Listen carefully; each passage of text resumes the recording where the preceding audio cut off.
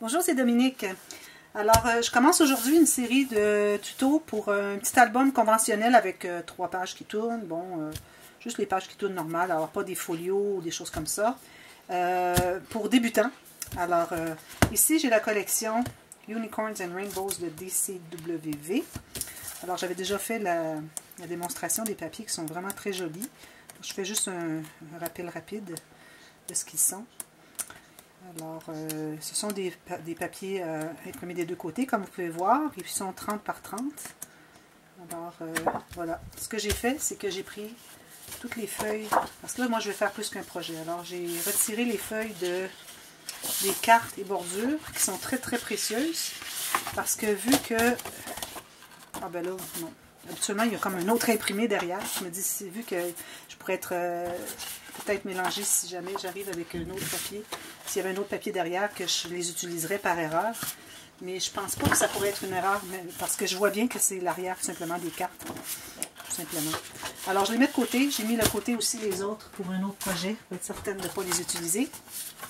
Alors j'ai mis les cartes de côté. Aussi ce que j'ai fait, qu'on devrait toujours faire. Alors j'ai mis les papiers pour l'extérieur du livre de côté aussi. Alors je vais être certaine de ne pas l'avoir utilisé à l'intérieur de l'album parce que j'aime pas réutiliser quand il y a un motif comme ça. Alors je ne voudrais pas utiliser pour une page ce motif et puis le réutiliser pour le dessus de l'album. J'aime bien que ce soit seulement pour le couvert et puis c'est la présentation du livre et c'est tout. Pas autre chose à l'intérieur. Peut-être ici, mais je veux dire celui-ci, c'est certain que je ne l'utiliserai pas. Celui-ci, peut-être que je l'utiliserai dans le livre parce que c'est pour l'arrière du livre. Et puis c'est un petit motif qui se répète, alors celui-là, on peut toujours l'utiliser. Alors moi, ça va être ça, je les mets de côté. Être certaine, surtout quand on n'a pas beaucoup de papier, si on a un papier, une feuille de chaque design, alors c'est bon de le garder de côté. Alors j'ai mis ça, tout ça de côté. Et ce que j'ai fait aussi, je me suis trouvé des papiers unis. Alors du carton, du papier cartonné de poids, idéalement 225, si vous avez un peu moins, c'est correct. Les pages sont doubles. C'est pas comme quand je fais la page la plus facile au monde, où est-ce qu'elles ne sont pas doubles. Parce que c'est une pochette. Alors, quand elles ne sont pas doubles, c'est juste un papier, alors que ça soit plus rigide. Alors là, c'est important d'avoir du 225 grammes. Mais ici, je vais faire des pages conventionnelles avec l'alimentation par le côté. Alors, les cartes qui vont aller à l'intérieur. Alors, vu qu'elles sont doubles, ça pourrait être du papier un peu plus mince. Mais toujours du papier cartonné. Minimum 160. Et puis, j'ai du carton aussi pour faire le couvert. Ce qu'on va faire à la toute fin. Parce que je vais vous montrer comment... on calcule, même si je l'ai déjà fait dans le passé, je vais vous faire encore pour cette fois-ci, pour ce tuto-là, comment on calcule la grandeur du livre, la base du livre, selon les pages qu'on a à l'intérieur. Alors, je me suis gardé 2 morceaux ici. J'ai un morceau comme ça parce que c'est des retailles que j'ai, puis je vais l'utiliser pour la tranche, parce que ça va probablement être la bonne largeur. Parce que ça ne sera pas un gros livre, mais quand même, 8 pages. Les 6 pages plus le couvert. Alors, je garde ça de côté pour plus tard. Alors là, ce qu'on fait... moi, ici, j'ai des feuilles qui sont de grandeur, les feuilles de base, 21,5 cm par presque 28. Donc ça, c'est le format que j'utilise toujours. Alors, c'est pour ça que j'ai le format de... alors, la largeur, c'est le 28 divisé en 2. Alors, ça me donne tout près de 14 cm, 1 mm de moins. Et j'ai coupé du 15,3 de large, parce que bon, je vais avec les pouces, parce qu'en pouces, c'est 6 pouces. Alors 6 pouces par 5,5, ce qui trouve être la moitié de la longueur de ma page, dans le plus long. Alors je me suis trouvé 3 feuilles, parce que je n'avais pas suffisamment de blanc.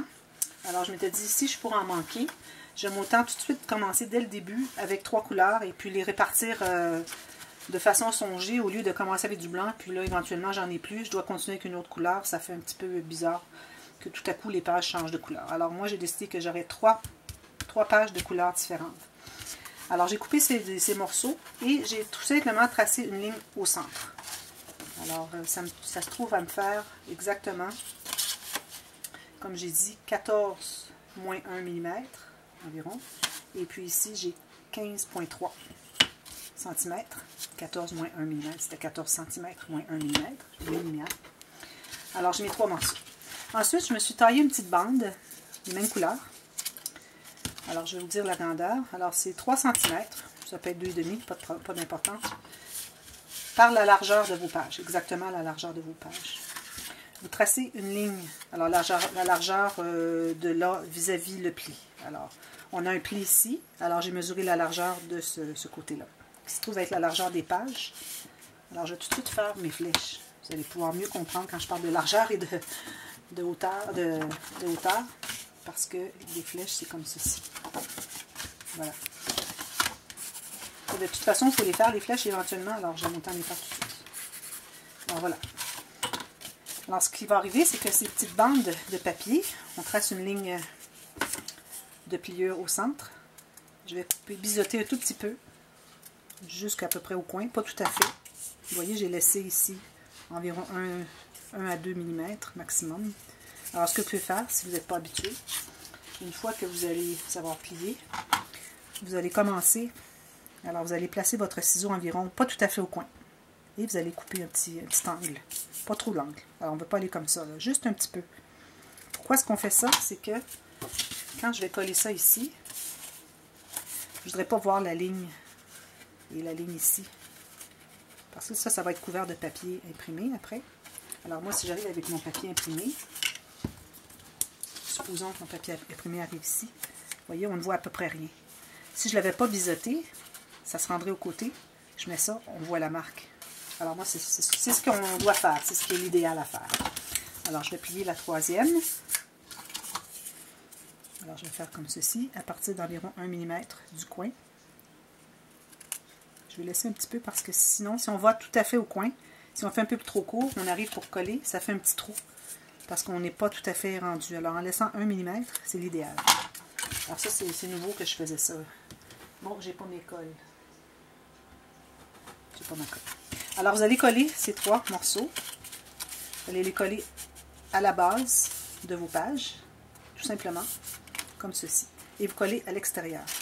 Pourquoi est-ce qu'on colle à l'extérieur? C'est que si je colle à l'intérieur, premièrement, ça ne fait pas très joli comme ceci. Deuxièmement, quand j'arrive avec mes pages, ma carte qui va entrer à l'intérieur, on voit le pli ici, et puis ça peut empêcher, ça peut buter un peu. Alors en collant comme ceci, on s'assure que les coins soient bien égaux. Alors en collant comme ceci, et ça va être couvert de papier par la suite. Alors quand on l'ouvre, on ne voit rien du tout à l'intérieur. Ça fait plus propre. Alors on met toujours nos coutures. Ce que j'appelle les coutures, c'est les espaces, les bandes qui vont être collées à la page ou à quelque chose. Alors on les fait toujours là où est-ce qu'on va coller par-dessus quelque chose pour les cacher. Alors vous faites ça, les 3 comme ça. Ensuite, on va commencer à faire des rabats. Alors je vais faire des rabats, des pochettes. J'ai une petite série ici de papier de notes que je me suis prise à ici. On va faire la pochette bombée. On m'a demandé de le faire. On va faire la pochette avec les 2 portes qui s'ouvrent, comme ceci, avec une pochette avec une carte. Ça paraît difficile, mais c'est vraiment très facile. Et on ne fera pas de cascade à l'intérieur. On va faire une cascade latérale, parce que mes cartes ici, alors on va toujours selon ce qu'on a comme motif dans nos papiers. Vous voyez, mes cartes sont toutes de direction portrait. Alors, je ne pourrais pas faire une cascade avec les cartes comme ceci. Vous savez, les cascades qui flippent et qui floppent. Et je ne voudrais pas la faire dans ce sens-là parce que ça fait un petit peu bizarre. Alors, j'aimerais mieux les faire la cascade latérale, comme ci, comme ça, comme ça. On va avoir 8 cartes. On va prendre 8 cartes de ça pour faire les cascades. On va faire un petit cahier journal. Alors, ça va vous prendre du papier à imprimer normal, blanc, ou quelle que soit la couleur de votre collection de papier, parce que ce n'est pas obligatoire que vous utilisiez cette collection. Vous pouvez utiliser n'importe quoi. Et vous n'avez pas besoin d'avoir beaucoup de pages non plus, peut-être 18 feuilles maximum. On va faire alors des pochettes diagonales, et puis la pochette bombée, puis des pochettes normales, des bandes transverses. Alors, toutes des petites choses de base faciles. Alors, il y a peut-être les 2 portes, le système des 2 portes. Si vous décidez que vous ne voulez pas le faire, vous pouvez faire tout simplement juste 2 rabats, tout simplement, avec une pochette à l'intérieur.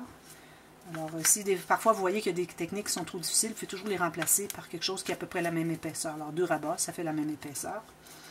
Et puis, je vais peut-être ajouter autre chose parce que là, j'ai besoin de 10 interactions parce que j'ai... Non, c'est-à-dire 8 interactions. J'ai 3 pages, 3 feuilles, ça fait 6 pages, plus les couverts.